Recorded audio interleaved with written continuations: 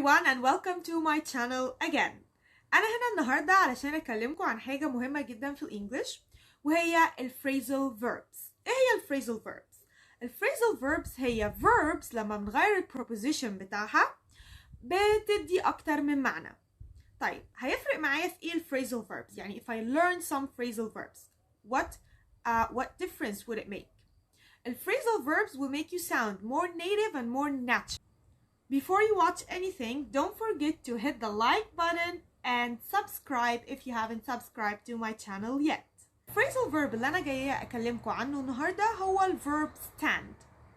We can use stand with more than one preposition. For example, I can say stand out. Stand out means amazing. So I can say that she stood out tonight in the wedding with her beautiful dress. Then we have stand by. Stand by has the meaning that you stand prepared for something or you stay prepared for something. Like I say, the police asked to stand by in case something bad happened. Stand by actually has more than one meaning. So the first one is to be prepared. The second one is to stand by as you don't do anything, you don't take an action.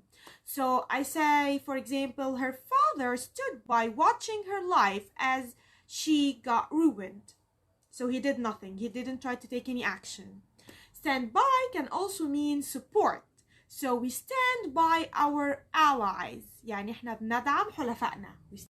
Then we have stand for. Stand for somebody means helping or supporting or sponsoring for them. So I stand for my friends. يعني أنا بدعم أصدقائي. Don't mix it with the Arabic one and say stand in for somebody because stand in means replace. It's a total different meaning for Arabic and English. So stand in for somebody means replace them. For more phrasal verbs and for more meanings for the word stand with more prepositions, stay tuned for the next video. Thank you. Bye-bye.